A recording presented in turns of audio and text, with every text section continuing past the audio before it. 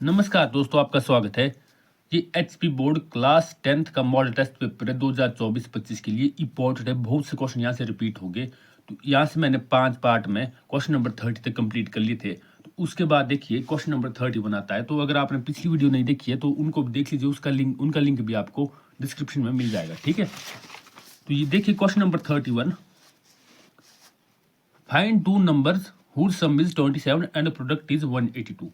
दो संख्याएं ज्ञात कीजिए जिनका योग 27 हो और गुणनफल 182 हो। मतलब दो नंबर है कोई जिनको जमा करके यानी प्लस करके कितना आ रहा है 27, और गुणा करके यानी मल्टीप्लाई करके कितना आ रहा है, प्रोडक्ट होता है मल्टीप्लाई, कितना आ रहा है 182। ठीक है, तो देखिए एक नंबर क्या मानेंगे हम, x दूसरा मानेंगे, और दूसरा आपने y नहीं मानना है। देखना ये क्वेश्चन है ना, जो ये चैप्टर 4 है आपका, यूनिट 4 है, वहां से आए क्वाड्रेटिक इक्वेशन से, द्विघात समीकरण से। ठीक है, तो उसमें या x ही होता है या y होता है, एक ही वेरिएबल होता है। अगर थर्ड से आता है क्वेश्चन तो उसमें मानना पड़ता है x और y। इसमें क्या मानेंगे, x ही मानेंगे। ठीक है, तो देखिए ऐसा नहीं करना है कि एक को आप x मानो एक को y। एक को मान लिया हमने, let the first number is equal to x। Second number क्या हो जाएगा फिर 27 माइनस एक्स। ये क्यों हुआ सेकंड नंबर 27 माइनस एक्स, देखो एक मान लिया हमने x, ये तो आपको पता है कि x मानते हैं हम।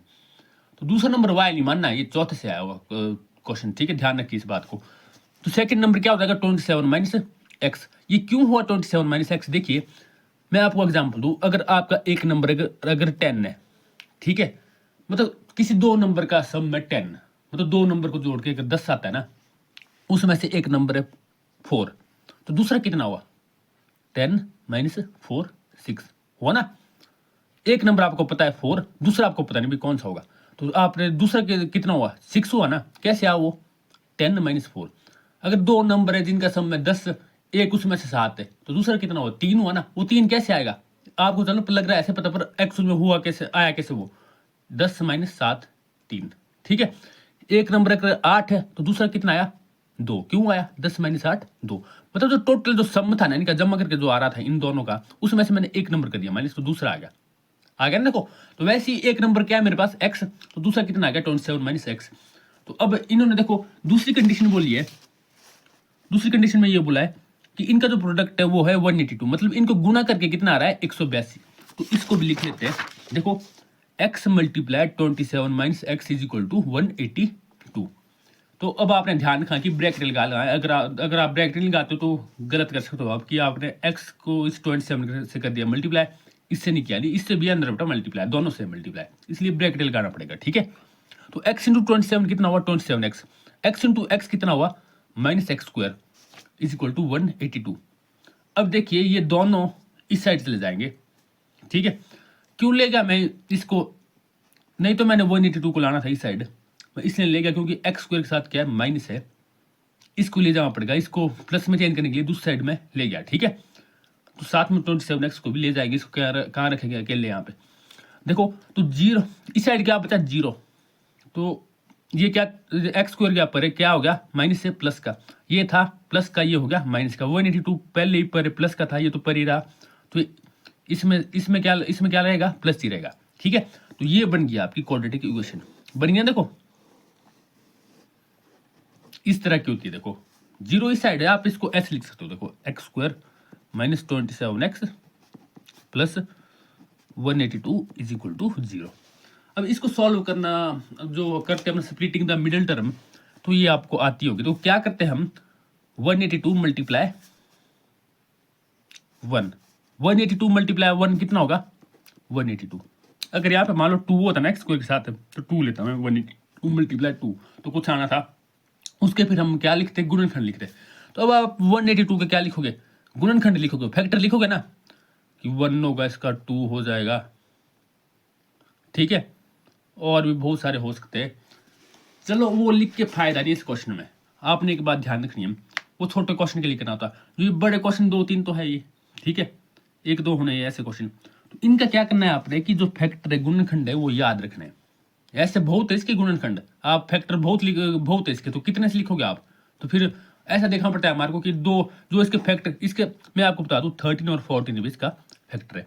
तो ऐसा करते हैं हम, दो जो इसके दो फैक्टर होते हैं उनमें से दो फैक्टर लेते हैं, उनको मल्टीप्लाई करके यानी गुणा करके कितना आना चाहिए 182 और प्लस या माइनस करके कितना आना चाहिए 27।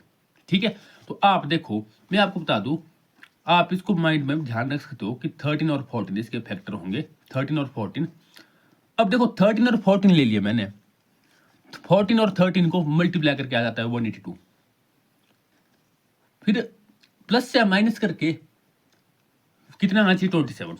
तो देखो 13 और 14 से आप दोनों को प्लस करना पड़ेगा, तब भी आएगा ना 27, 14 और 13। ठीक है, लेकिन एक बात ध्यान रखो, दोनों के साथ अगर आप प्लस लगाते हो, प्लस दो एक कंडीशन में होता है कि दोनों के साथ क्या हो, या दोनों के साथ प्लस हो या दोनों के साथ क्या हो माइनस। तो देखो दोनों के साथ में अगर प्लस लगाता हूं तो आ जाएगा ना 27। ठीक है, अब दोनों के साथ माइनस लगाता हूं तब भी माइनस माइनस प्लस होता है, तब भी कितना आ जाएगा 27। तो कौन सा लेना चाहिए मेरे को लेना चाहिए ये वाला, दोनों के साथ माइनस। क्यों? क्योंकि यहाँ पे कौन सा साइन है, माइनस है। ठीक है, देखो माइनस माइनस प्लस तो हुआ, लेकिन साइन कौन सा चाहिए, तो साइन कौन सा लगेगा यहाँ पे, बड़े के साथ क्या है 14 के साथ माइनस है, तो माइनस लेना पड़ेगा हमारे को। ठीक है, 27 चाहिए ना हमारे को, माइनस का अगर प्लस का चाहिए होता तो मैं प्लस प्लस लेता। समझ गए होगा बात। ठीक है, ऐसा भी नहीं कह सकता मैं कि एक साथ प्लस लूँ एक साथ माइनस लूँ, तब तो माइनस प्लस या प्लस माइनस क्या हो गया, माइनस हो गया, तब तो 14 और 13 तो 1 आ गया। समझ गए ना आप बात, दोनों के साथ क्या लेना पड़ेगा माइनस। अगर यहाँ पे प्लस होता तो मैं दोनों के साथ प्लस लेता। तो देखिए अब क्या लेंगे हम, -13x minus 14x plus 182 is equal to 0। अब यहाँ पे क्या कॉमन निकालूंगा x, यहाँ पे कितना बचा अंदर x माइनस 13। देखो यहाँ से कॉमन होती है वो चीज़ जो दोनों में हो, यहाँ पे 2x है, यहाँ पे 1x है, तो एक x आ गया कॉमन, यहाँ पे 1x बच गया, यहाँ पे 13 बच गया। अब देखो यहाँ पे क्या कॉमन है, यहाँ पे क्या कॉमन है, देखिए यहाँ पे 14 कॉमन है। मैंने बोला ना आपको, तब भी तो लिए हमने 14 और 13, क्योंकि 14 इंटू 13 होता है 182, तब भी लिए जा सकते हैं जब इनको मल्टीप्लाई करके भी 182 आए।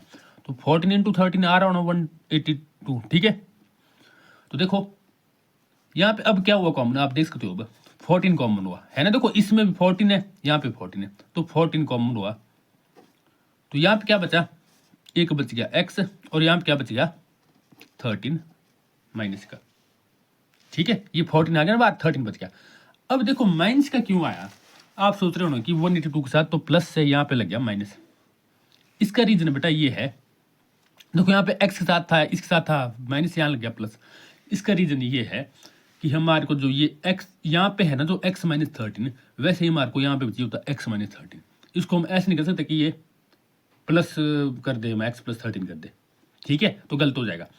तो मेरे को x माइनस 13 ही चाहिए था, इसलिए मेरे को जो ये 14x के साथ जो ये माइनस का था ना, ये किस में बनाना पड़ा, प्लस का, और ये माइनस का। जब हम ऐसा करते ना, देखो जब हम इसको इसकी तरह बना देते ना, मतलब देखो 182 के साथ क्या था प्लस, क्या लगा दिया माइनस, यहाँ पे क्या था माइनस, यहाँ क्या लगा दिया प्लस, मतलब हमारे को इनके साइन को उल्टा करना पड़ा ना, इसकी वजह से, क्योंकि यहाँ पे क्या था इसके साथ प्लस था माइनस, देखो प्लस माइनस। तो जब हम साइन उल्टा करते हैं तो बार क्या लगाना पड़ता है हमारे को, माइनस।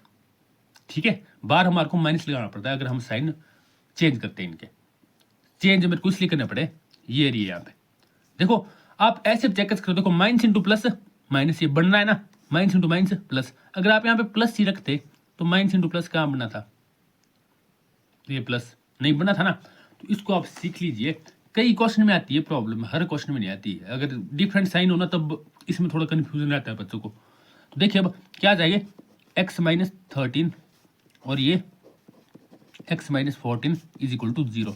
तो x कितना आ जाएगा 13 और x इज इक्वल टू 14, ये आ जाएगा, दो वैल्यू आ गई। अब ऐसा नहीं मैं बोलना है इनको कि एक 13 हो गया 14 होगा। देखो अगर आप 13 ले सकते हो फर्स्ट नंबर, 14 ले सकते हो। अगर आप 13 लेते हो फर्स्ट नंबर हो जाएगा 13, तो सेकंड क्या हो जाएगा 27 माइनस x है ना, सेकंड नंबर आपने माना हुआ, तो ये हो जाएगा 14, मतलब 27 माइनस 13। अगर आप फर्स्ट लेते हो 14 तो दूसरा हो जाएगा 27 माइनस 14 13। तो इस तरह से आपके ये नंबर आगे। तो उम्मीद है आपको क्वेश्चन समझ आया होगा। नेक्स्ट क्वेश्चन है question number 32। The length of a tangent from A point A at distance 5 centimeter from the center of the circle is 4 centimeter. Find the radius of circle. एक ए बिंदु से जो केंद्र से 5 सेंटीमीटर दूरी पर है, वृत्त की स्पर्श रेखा की लंबाई 4 सेंटीमीटर है, वृत्त की त्रिज्या ज्ञात करो। तो इसमें त्रिज्या निकालनी है हमारे को। देखो 10th जो यूनिट है ना आपका, वहां से क्वेश्चन आया है, इंपॉर्टेंट क्वेश्चन है, वहां से आते हैं ऐसे क्वेश्चन। तो देखिए ये बना दिया मैंने। इसमें डायग्राम बनाना बहुत इंपॉर्टेंट है, ये आपको आना चाहिए बनाना, ये समझनी पड़ेगी आपको, ठीक है। इसमें देखिए ये बना दिया ना आपने। अब इसमें बोला the length of a tangent from point A, ये ले लिया, ठीक है। एक देखो एक चीज समझो, क्वेश्चन ध्यान से समझना है। देखो इंग्लिश में आपको ऐसा लगा the length of tangent from A point A at distance 5 centimetre from the centre of the circle is 4 centimetre. Find the radius of the circle. देखो फाइंड क्या करनी है हमारे को, रेडियस। जो ऐसे क्वेश्चन है ना, देखो 10.1 और 10.2 में 4-5 क्वेश्चन है ऐसे क्वेश्चन। इसमें डायग्राम की गेम है सारी। अगर डायग्राम आ गया ना आपको बनाना, देखो डायग्राम ऐसे ही बनता है सब में, ऐसे ही बनता है। देखो ये स्पर्श रेखा होती है टेंजेंट, इसको बोलते हैं स्पर्श रेखा। ये होगी त्रिज्या, रेडियस, ठीक है। तो अब देखो आप इसमें 3 ही चीजें तो है, एक त्रिज्या है, एक टेंजेंट यानी स्पर्श रेखा है, और एक है एक तीसरी लाइन होगी, तो ट्रायंगल बनती है। अब इसमें ये ध्यान रखना, इसमें इनमें क्वेश्चन में ऐसा होता है कि 3 में से 2 साइडें दी होती, एक निकालनी होती, तो पाइथागोरस थ्योरम हम यूज करते हैं। कई बार मतलब यही पहचानना इसमें थोड़ा मुश्किल लगता है कि कौन सी साइड दी है 2, कौन सी नहीं दी है। देखो इस क्वेश्चन में देखिए क्या बोला है, निकालना क्या है, त्रिज्या। तो ये तो आपको लग जाता है कि त्रिज्या नहीं दी है, मतलब ये रेडियस नहीं दी है, ये निकालनी है। तो अब एक साइड है 4 दी हुई, एक 5 है दी हुई, और एक 4 लिखिए। तो अब बताओ आप कि 4 कौन सी हो सकती है, 5 कौन सी हो सकती है। देखिए 5 होगी ये वाली साइड। अगर आपको थोड़ा कॉन्सेप्ट क्लियर है तो आपको ये क्वेश्चन पढ़ने की जरूरत नहीं ज्यादा, ठीक है। ये 4 ये 5 क्यों, देखिए यहाँ पे आप देखिए कि जो आपको पता है कि 10.1 थ्योरम पढ़ी है आपने, उसमें क्या बोला है, जो रेडियस जो है वो टेंजेंट के साथ कितना एंगल बनाती है, 90 डिग्री का एंगल। जो ये रेडियस है ये स्पर्श रेखा के साथ है, यानी त्रिज्या स्पर्श रेखा के साथ 90 डिग्री का एंगल बनाती है। तो ये क्या हुआ 90। तो हमेशा जो परपेंडिकुलर होता है ना 90 डिग्री होता है ना, उसके जो सामने वाली साइड होती है वो क्या होती है, हाइपोटेनस यानी कर्ण। सबसे बड़ी साइड होती है वो ये वाली साइड, ठीक है। तो कर्ण तो सबसे बड़ी साइड होती है, तो सबसे बड़ी 5 यहाँ आएगा, यहाँ थोड़ी आएगा, ठीक है। अगर यहाँ लिखती है आपने 5 तब तो गलत होगी, क्योंकि 90 डिग्री की सामने वाली होती है, सामने होती है सबसे बड़ी साइड यानी कर्ण यानी हाइपोटेनस, ठीक है। तो ये एक्चुअल में 4 ही होगी, और ये तो रेडियस, ये तो निकालनी है, ये तो दी नहीं है आपको। तो क्वेश्चन भी आप समझ सकते हो। देखो एक बिंदु से जो केंद्र से 5 सेंटीमीटर दूरी पर है, देखो ये यहाँ पे एक बिंदु, वो केंद्र से 5 सेंटीमीटर की दूरी पर है, ठीक है। और वृत्त की स्पर्श रेखा की लंबाई 4 सेंटीमीटर, और वृत्त की स्पर्श रेखा इसकी लंबाई कितनी है, 4 सेंटीमीटर। देखो ऐसे तो, लेकिन इंग्लिश में थोड़ी प्रॉब्लम हो सकती है आपको समझने में। देखो the length of tangent from A point A at distance 5 centimetre from the centre of the circle is 4 centimetre. तो 4 सेंटीमीटर बेटा ये बोला है ये, ठीक है। 5 होगा ये ध्यान रखना है आपने। तो इसको आप देखो नाम तो इन्होंने ये बोला है ओ, सॉरी ए हो गया यहाँ पे, और सेंटर को आप ओ मान लो, इसको आप बी मान लो। बी क्या मतलब बोला है ना ये, तो इसको बी मान सकते हो आप, इसको आपको ए ही मानना पड़ेगा क्योंकि बोला है क्वेश्चन में। तो अब देखो आपको क्या निकालना है, आपने ओ बी निकालना है यहाँ से। तो पाइथागोरस थ्योरम यूज कीजिए। पाइथागोरस थ्योरम क्या है,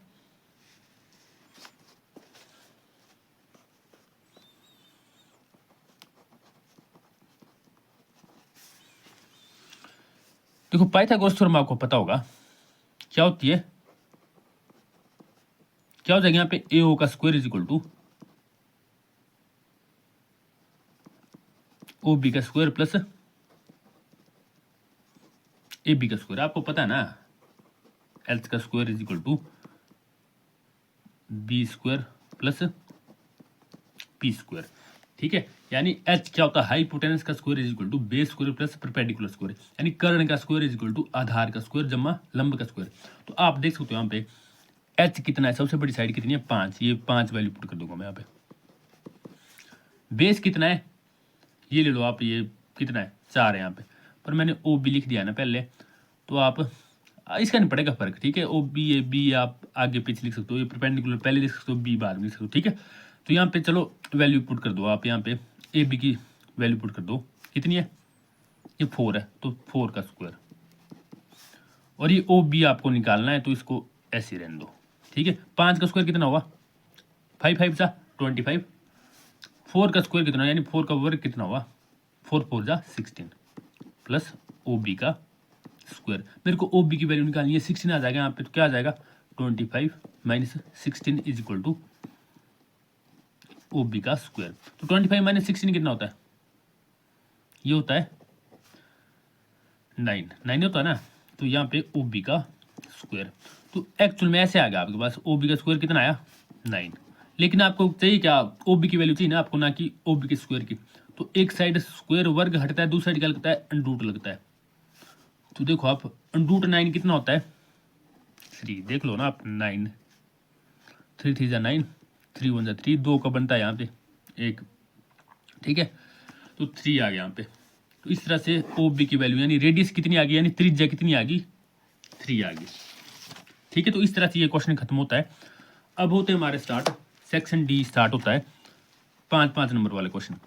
इसमें देखिए, prove that a line is drawn parallel to any one side of a triangle that intersect the other two side in 2 distinct point, then the line divides those two side in the same ratio.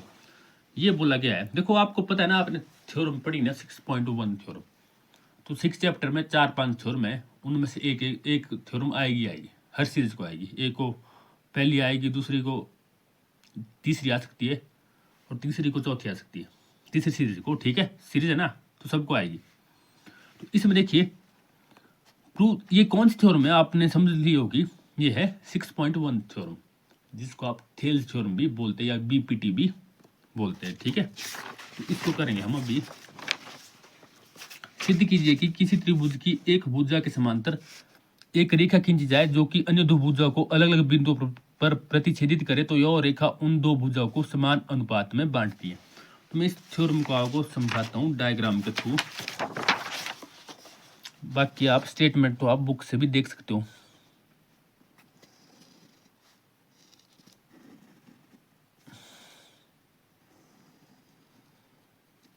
देखो ये बना लिया मैंने अब diagram. अब देखो आप इसमें क्वेश्चन में ये बोल रहा है कि किसी त्रिभुज की एक साइड ले ली, कोई भी ये साइड ले ली, मान लो BC, इसके पैरेलल मैंने लाइन खींच ली, ये लाइन खींच ली, देखो ये, ठीक है। तो इसमें ये बोला है कि अगर किस त्रिभुज के किसी एक साइड के पैरेलल मैंने लाइन खींच ली, तो दोनों साइडों को क्या करे, इंटरसेक्ट करे, प्रतिच्छेद करे। पैरेलल मतलब समांतर, मैंने BC के समांतर मैंने यानी पैरेलल मैंने लाइन खींच ली ये वाली, और ये AB और AC को क्या करिए, प्रतिच्छेद करिए, इंटरसेक्ट करिए, देखो यहाँ पे करिए ना, इंटरसेक्ट कर रही है। तो जो ये लाइन होगी ना, ये इन लाइनों को दो समान अनुपातों में विभाजित कर देगी, यानी सेम रेशो में डिवाइड करेगी, ठीक है। कहने का मतलब ये है, जैसे ABC है ना, ये मान लो आप D, ये मान लो आप E, इसमें क्या हो जाएगा, देखो अगर ये BC के पैरेलल मैंने DE लाइन खींच ली ना, तो क्या हो जाएगा, AD upon DB is equal to AE upon EC। यही तो आपको प्रूव भी करना होता है, ठीक है। मतलब AD बटे DB is equal to AE बटे EC, ये हो जाता है, ठीक है। तो ये कैसे हुआ, देखो आप ध्यान दीजिए इसमें। कहने का मतलब ये होता है, जैसे ये ना मान लो मैंने, देखो मान लो ये साइड अगर 3/7 है ना, तो ये भी कितनी होगी 3/7, रेशियो इनका सेम ही होगा, ठीक है। 3/7 3/7 या 5/8 5/8 सेम ही होगी, ऐसा डिफरेंट नहीं होगा कि ये कम हो ये ज्यादा हो, ठीक है। ऐसे ज्यादा हो सकती है, मतलब जो बाद में जो फाइनल आंसर आता है ना, जैसे ये आना, मान लो ये आया, इसका आंसर आया, ये है मान लो 1/2, ये है 5/10। तो ऐसा नहीं होता कि ये 5/10 ये ज्यादा है, आप देखोगे 5/10 को आप काट कर देखोगे कितना आएगा 1/2। तो ये 5/10 हो सकता है, लेकिन 5/10 को काट के बाद में कितना आना चाहिए 1/2। तो ये थ्योरम इसमें अप्लाई हो रही है। ये बोला जाता है। अगर ये लाइन पैरेलल है तो ये हमेशा इक्वल आएगा। भले यहाँ पे 5.10 लिखा है, कुछ भी उसका लिखा हो, लेकिन उसको काट के कितना आना चाहिए, इसके बराबर यहाँ चाहिए, 1/2 यहाँ चाहिए। ठीक है, या ऐसा भी हो सकता है कि वो पहले ही 1/2 हो। ठीक है, तो ये इस थ्योरम में बोला गया है। ठीक है, अगर ये तब होगा ये अगर DE ना पैरेलल है BC के। तो इसको प्रूव करते हैं। तो टू प्रूव आपको प्रूव क्या करना पड़ेगा, ये तो प्रूव करनी पड़ेगी ना आपको। ठीक है, तो प्रूव करना पड़ेगा आपको ये जो बोला है इन्होंने, AD/DB, मतलब सिद्ध करना पड़ेगा आपको ये AE/EC, ये आपको प्रूव करना पड़ेगा। ठीक है, तो इसके लिए क्या करना पड़ेगा आपको, सबसे पहले तो आपने ये ट्राइंगल बना लिए ABC, ट्राइंगल ABC बना लिए, इसमें DE को पैरेलल बना दिया है BC के। तो अब देखो थोड़ी सी कंस्ट्रक्शन करनी पड़ेगी इसमें। ठीक है, तो इसमें क्या करना पड़ेगा,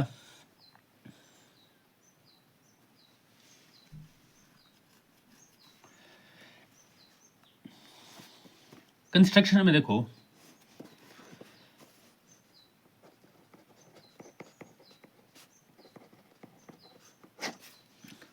क्या करना है। कंस्ट्रक्शन में देखो draw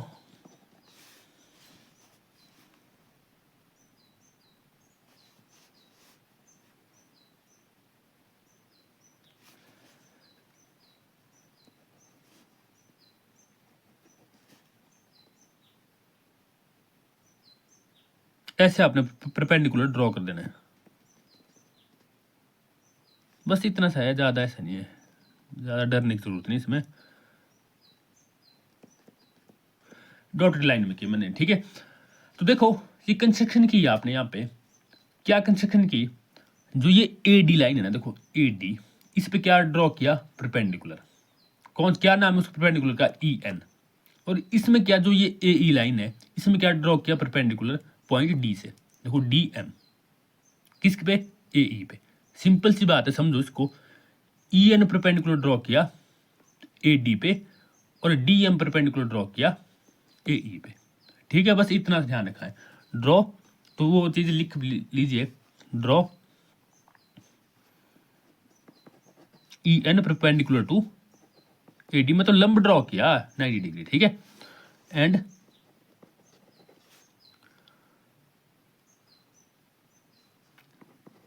DM perpendicular to AE, ये ड्रॉ किया है। ठीक है, तो अब देखो बस इतना सा था, ज्यादा टेंशन लेने की जरूरत नहीं है, ड्रॉ करने का इतना सा था। अब आसान है आगे देखिए। तो सबसे पहले कौन सा ट्राइंगल लूंगा मैं, ये ADE ले ली मैंने ट्राइंगल। ठीक है, इन ट्राइंगल ADE त्रिभुज ले ली। अब देखिए आप इसमें ADE का अगर आपने एरिया निकालना हो तो कैसे निकालोगे आप, एरिया क्या हो जाएगा इसका,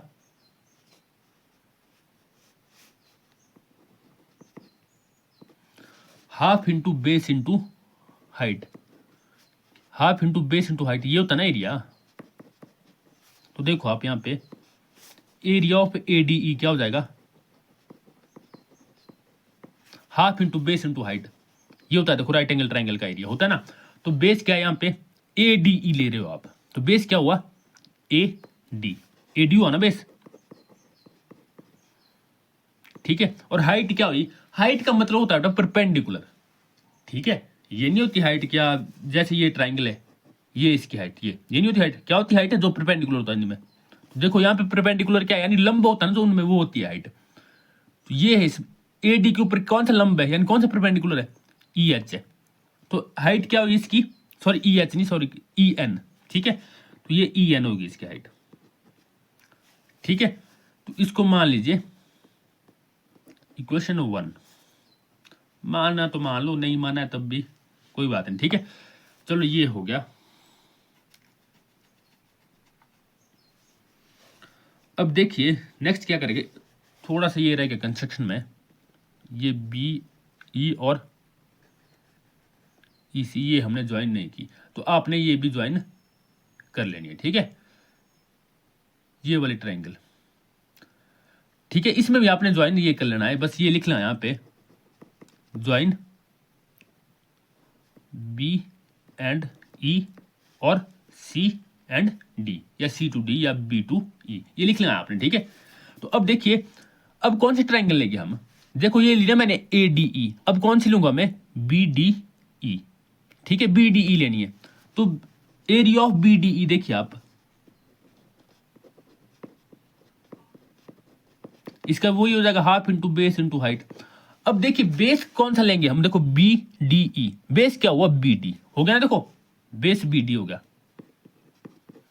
देखो ये वाली साइड, ये वाली ट्राइंगल ली थी ना मैंने, यहां से ली थी देखो, तो इसी साइड से लेनी है दूसरी बार भी, ठीक है।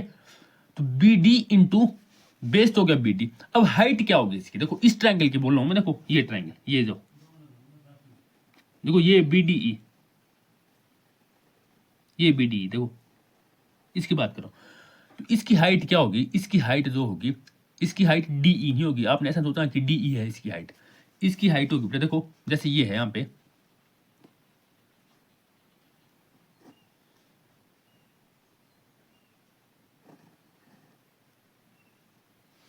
ये ट्राइंगल है मान लो, देखो ये बनना नहीं मेरे, देखो जैसे ये थी ना, ऐसे कर सकते हो आप इसको, मान लो ये ट्राइंगल है, अगर ये परपेंडिकुलर नहीं है तो हाइट क्या होगी इसकी, तो आप इसको ऐसे भी कर सकते हो आगे, देखो थोड़ी ऐसे बनाता हूँ इसको, ये ट्राइंगल मान लो, ये ट्राइंगल, ठीक है। हाइट क्या होगी इस ट्राइंगल की, ये थोड़ी होगी हाइट, हाइट वो होती है जो जिस पे परपेंडिकुलर लगाओ।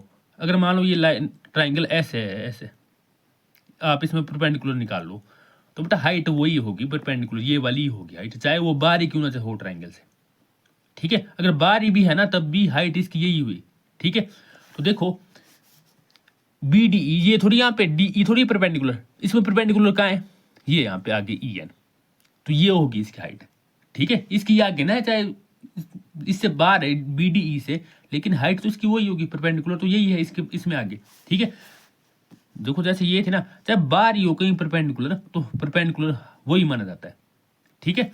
तो क्या हो जाएगी इसकी, इसका परपेंडिकुलर क्या हो जाएगा, ई एन हो जाएगा, ठीक है। इसका भी ई एन था और इसका भी ई एन होगा, तो इस साइड से ले ली हमने। अब देखो क्या करेंगे, इसको डिवाइड करेंगे, चलो पहले ये वाली ले लेते हैं दूसरी साइड, ठीक है। अब ए डी ई और लेनी है मैंने,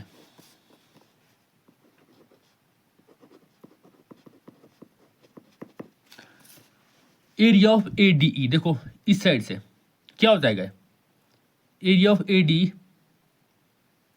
अब इस साइड से ले रहे हो आपने, ये लिया था ना पहले परपेंडिकुलर, अब इस साइड से लेना है। तो देखो बेस क्या हो गया, ए ई हो गया ना बेस, हाफ इंटू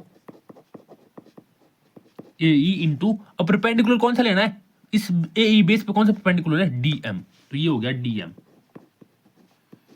ये इक्वेशन है 3, ठीक है। अब देखिए अब कौन सी लेनी है आपने, ए डी ई ले ली, अब लेंगे डी ई सी, जैसे ये ली थी ना उसके बाद ए डी ई यहां से ली थी, तो फिर कौन सी ली थी, बी डी ई। अब देखो ये ले ली, यहां से ली जब ए ई डी, तो क्या अब कौन सी लेंगे, डी ई सी, या कुछ बोलो आप, सी ई डी कुछ बोलो, ठीक है। ए डी ही होगी देखो, अब लेंगे हम डी ई सी,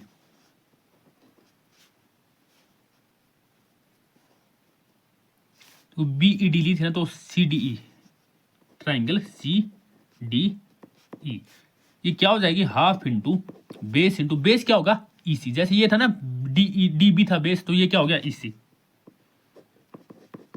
देखो जब हमने डी बी ई ली तो बार था ना जो परपेंडिकुलर, वो लिया था ई एन, जब हमने सी डी ई ली है तो इसमें बार परपेंडिकुलर क्या है, डी एम, यानी ये है लंब, तो ये लेंगे, ठीक है। हाइट ये क्या हो जाएगी, डी एम, इक्वेशन 4, ठीक है।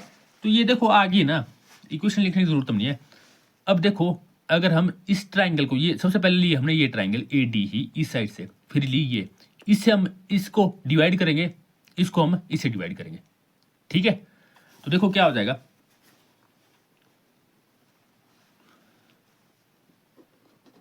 फ्रॉम इक्वेशन 1 2 3 एंड 4, आप ऐसा लिख सकते हो, डिवाइड इक्वेशन 1 by 2 3 by 4। ठीक है, तो देखो क्या हो जाएगा, area of triangle A D E upon, divide का मतलब है अपॉन, ठीक है,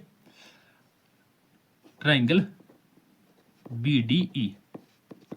तो area of triangle A D E क्या है, half into A D into E N divide by half into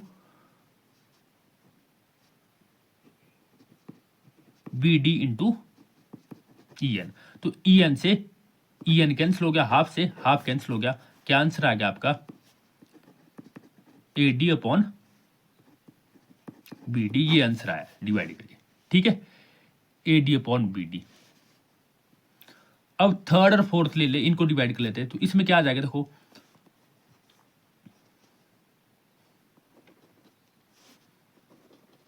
तो देखो area of triangle A D E divide by area of triangle C D E, तो क्या हो जाएगा, half into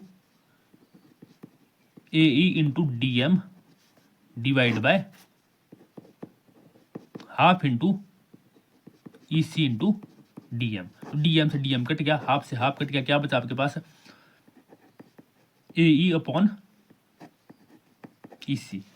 ठीक है, इसको आप इक्वेशन 5 मान सकते हो, इसको इक्वेशन 6 मान सकते हो। इनको नहीं मानने की जरूरत थी तो ये 1 और 2 हो जाती है, अगर आप 1 2 3 4 नहीं मानते इनको। ठीक है, तो ये 5 होगी, ये 6 होगी, A D upon B D A E upon E C. ठीक है, अब इंपॉर्टेंट कॉन्सेप्ट है जो आपने समझना है। देखिए A D upon D B चाहिए आपको प्रूव में, ए डी और ए ई अपॉन ई सी चाहिए। देखो ए डी तो आप आ गया आपके, और यहाँ पे बी डी है, यहाँ पे B D A E upon E C. ठीक है, मतलब आ गया, जो आपको प्रूव करना है ना वो आपके आ गया है। देखो A D upon D B है ना, यहाँ पे A D upon D B divide करने से आ गया, ए ई अपॉन ई सी, देखो ये भी आ गया। ये तो आ गया है, लेकिन ये आपस में इक्वल नहीं हुआ। ये चीज जो आपने डिवाइड की ना, ये हुई इसके इक्वल, ये चीज आपने डिवाइड की ना थर्ड और फोर्थ, ये हुई इसके इक्वल, लेकिन ये आपस में बराबर नहीं हुआ है। आपस में आपने इनको कैसे बराबर में लाना है, एक साइड लाना है, तो ये कैसे करेंगे हम, देखो अब इसको, इसके लिए आपको कॉन्सेप्ट समझना पड़ेगा। क्या कॉन्सेप्ट है कि अगर आपने 9th में पढ़ा होगा बी सी और डी ई अगर दो पैरेलल लाइन है ना, ये पैरेलल लाइन क्वेश्चन था आपको गिवन कि अगर पैरेलल लाइन तो ये इक्वल पार्ट में डिवाइड करेंगे। ठीक है, तो अब देखो ये पैरेलल लाइन है, तो आपको पता होगा अगर ये लाइन पैरेलल होती है, उनके बीच जो ट्राइंगल बनती है उनका एरिया कितना होता है, उनका एरिया होता है हमेशा सेम। ठीक है, जैसे ये ट्राइंगल है मान लो, जैसे यहां पे देख लो आप, ये कौन सी ट्राइंगल बननी है, डी ई और बी सी के बीच ये पैरेलल लाइन है, इनके बीच कौन सी ट्राइंगल बननी है, बी डी ई और सी डी ई। इनका क्षेत्रफल क्या हो जाएगा, एरिया क्या हो जाएगा इनका सेम। ठीक है, तो क्षेत्रफल जो इनका सेम होगा, तो आप देख सकते हो यहां पे जो ये है ना बी डी ई और सी डी ई, देखो बी डी ई और सी डी ई, इनका एरिया क्या हो गया सेम। अगर इनका एरिया सेम है तो मैं इसको क्या लिख सकता हूं, सी डी ई को बी डी ई लिख सकता हूं। ठीक है, तो अगर मैं इसको सी डी ई को बी डी ई लिख देता हूं तो लेफ्ट हैंड साइड क्या बनेगी, ए डी ई ए डी ई ए डी ई, ये तो पहले सेम है, बी डी ई यहां पे मैंने बी डी ई लिख दिया, तो ये सेम नहीं बनेगी लेफ्ट हैंड साइड। जब लेफ्ट हैंड साइड सेम बन गई तो राइट हैंड साइड ये भी क्या होगी, बराबर होगी, इक्वल हो जाएगी। इस तरह से ये इक्वल होगी। ठीक है, बस इतना सा काम था, तो आपने बस लिखनी पड़ेगी वो थ्योरम, आपको हिंदी में भी आपने देख लेंगे, आपकी बुक में भी ये लिखी हुई।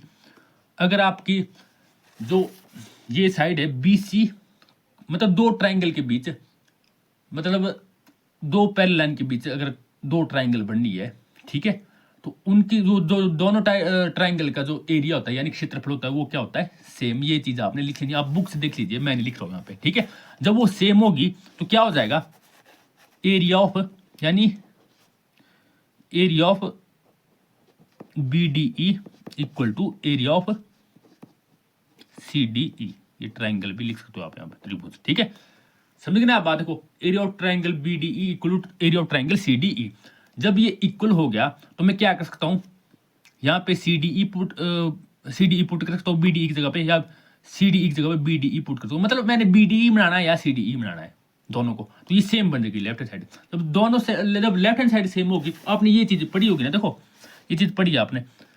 अगर मान लो ये है x अगर 3 के बराबर है, y भी अगर 3 के बराबर है, दोनों चीज़ें सेम चीज़ के बराबर है, तो आपस में भी क्या होगी, ये बराबर x is equal to Y, में ऐसे लिख सकता हूँ। ठीक है, तो यहाँ पे देखिए ये भी, देखो ये भी इसके बराबर और ये भी इसके बराबर। यहाँ पे क्या आ जाएगा, देखो इस स्टेप के बाद क्या आ जाएगा, यहाँ पे ये क्या बन जाएगा, बी डी ई बन जाएगा ना ये। ठीक है, जब बी डी ई जब सी डी ई के इक्वल हो गया, तो सी डी ई को क्या लिख सकते हो आप, बी डी ई लिख सकते हो ना। तो ये देखो जब बी डी ई बन गया, यहाँ पे देखो ये बी डी ई बन जाएगा, यहाँ पे ये सी डी ई नहीं रहेगा। तो ये भी सेम चीज के, ये भी A D upon B D E के इक्वल है, A D upon D B भी A D E upon B D E के इक्वल है। जब ये सेम चीज के इक्वल, तो आपस में भी क्या हो गया, ये इक्वल। तो इसको मान सकते हो आप, जो आपने यहाँ थ्योरम से आई ना, ये B D equal to C D, equation 3। Sorry, यहाँ पे एक्चुअली मैंने, देखो इनको मानने की जरूरत नहीं है आपको, इनको डायरेक्ट कर सकते हो, तो आप इनको कट कर लेना, इसको मानना इक्वेशन 1, इक्वेशन ज़्यादा हो जाएगी इक्वेशन है, ठीक है 1 2 3। तो क्या लिखा है आपने उसके बाद, फ्रॉम 1 2 एंड 3 क्या आ गया, A D upon D B is equal to A E upon E C. इस तरह से ये थ्योरम प्रूव होती है। ठीक है, ध्यान देना, आपने ध्यान से समझे इसको। अगर नहीं आ रहा है समझ तो मैं और भी समझा दूंगा, तो आप कमेंट कर सकते हो। ठीक है, तो इस तरह से ये थ्योरम हमारी कंप्लीट होती है। तो काफ़ी बड़ी थ्योरम है, थ्योरम तो बड़ी नहीं है, टाइम नहीं लगता है इसमें, पर लेकिन समझाने में टाइम लगता है। देखिए क्वेश्चन नंबर 31 तक हमारे कंप्लीट हो गए, उसके बाद 4 क्वेश्चन और बचे हुए, उसकी वीडियो भी आपको जल्दी मिल जाएगी। कोई डाउट है तो ज़रूर पूछिए। Thank you.